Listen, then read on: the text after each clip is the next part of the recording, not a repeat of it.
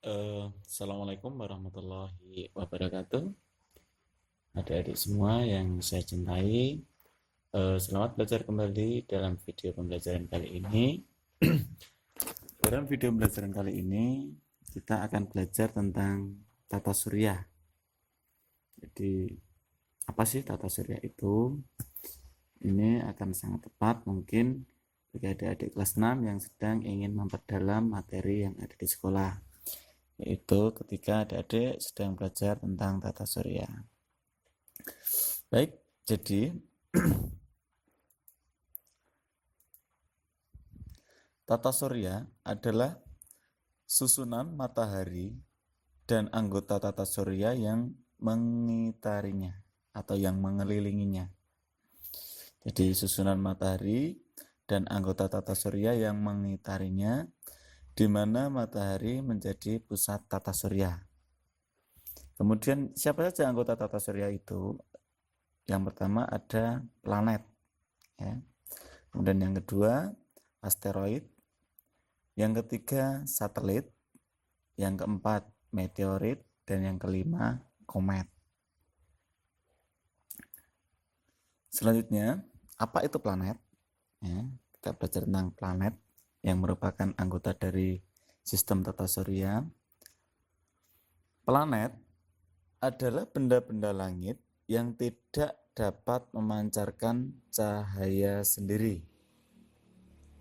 Contohnya Merkurius, Venus, Bumi, Mars, Jupiter, Saturnus, Uranus, dan Neptunus. Itu adalah pengertian dari planet. Perhatikan, dalam sistem tata surya kita, di mana matahari menjadi pusat tata surya, itu dikelilingi oleh beberapa planet. Yang paling dekat dengan matahari, ini adalah planet Merkurius, paling dekat dengan matahari. Kemudian yang kedua ini adalah planet Venus. Yang ketiga adalah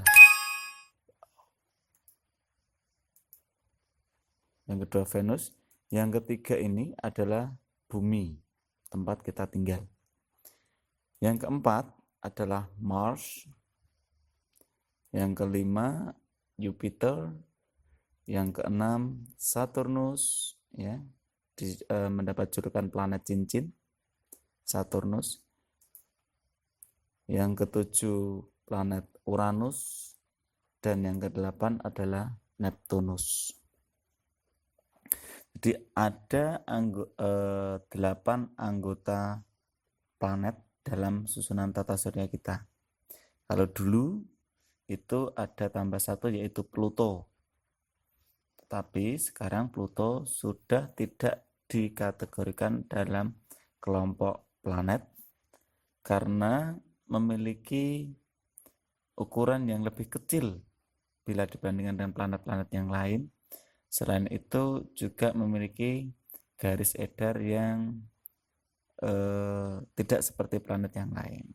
Sehingga untuk saat ini para ilmuwan hanya menyatakan ada 8 planet, yaitu Merkurius, Venus, Bumi, Mars, Jupiter, Saturnus, Uranus, dan Neptunus. Kemudian di antara planet Mars ya, dan planet Jupiter itu ada anggota tata surya lain, benda langit juga, yang disebut dengan asteroid. Kemudian ada lagi komet atau biasa disebut dengan bintang berekor, ya. Sekarang berikutnya pengelompokan planet. Para ilmuwan mengelompokkan beberapa macam pengelompokan planet didasarkan pada dasar yang berbeda-beda. Jika didasarkan pada bumi sebagai pembatasnya, maka planet dikelompokkan menjadi 2, yaitu planet inferior dan planet superior. Planet inferior adalah planet yang orbitnya berada di dalam orbit bumi. Dalam hal ini adalah Merkurius dan Venus. Ya. Merkurius dan Venus. Jika didasarkan pada bumi sebagai pembatasnya, maka disebut dengan planet inferior.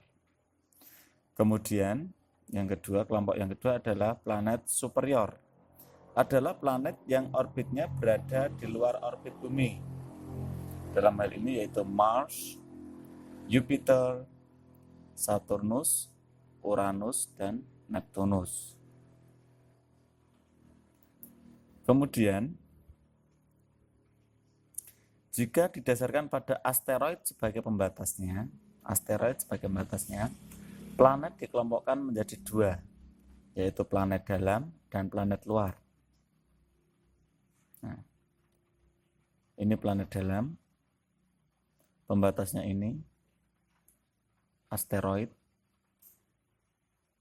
Kemudian ini adalah kelompok planet luar.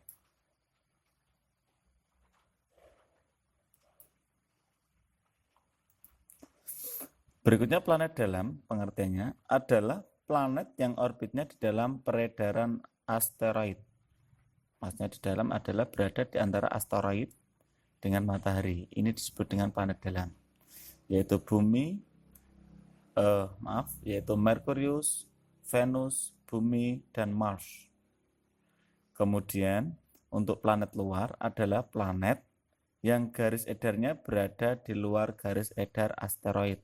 Di luar garis edar asteroid ini berarti yang berada di luarnya adalah ada Jupiter, Saturnus, Uranus, dan Neptunus. Ini jika didasarkan pada asteroid sebagai pembatasnya. Kemudian jika didasarkan pada ukuran dan komposisi penyusunnya, planet dikelompokkan menjadi planet terestrial dan Jovian. Apa itu planet terestrial? Planet terestrial yaitu planet yang memiliki ukuran dan komposisi yang hampir sama dengan bumi. Ukurannya kurang lebih hampir sama dengan bumi. Jadi tetap beda, tidak sama persis, tapi perbedaannya tidak terlalu jauh ukurannya. Dalam hal ini, yang dikategorikan dalam planet terestrial adalah Merkurius, Venus, Bumi, dan Mars. Merkurius, Venus, Bumi, dan Mars. Kemudian yang kedua adalah planet Jovian, yaitu planet yang memiliki ukuran sangat besar dan komposisi penyusunnya hampir sama dengan planet Jupiter. Jadi untuk planet yang berada di luar asteroid ini ukurannya lebih besar daripada yang di dalam yang berada di antara asteroid dan matahari. Dalam hal ini adalah Jupiter, Saturnus, Uranus, dan Neptunus. Jadi itu pengelompokan planet didasarkan pada komposisi penyusunnya dan ukuran.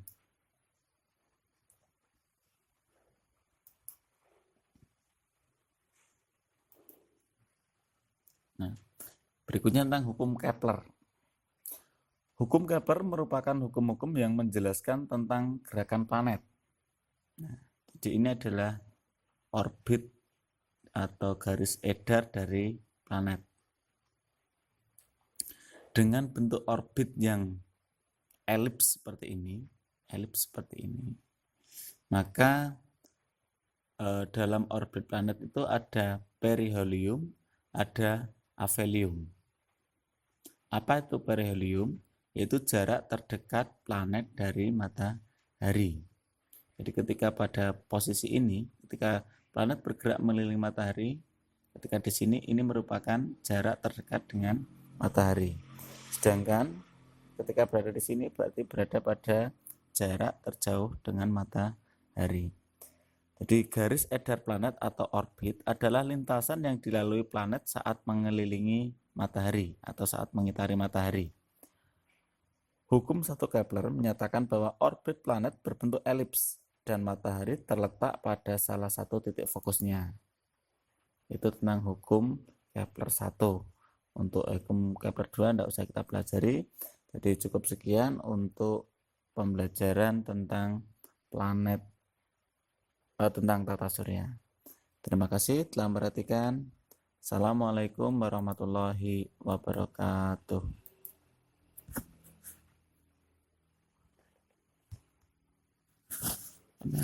Belum.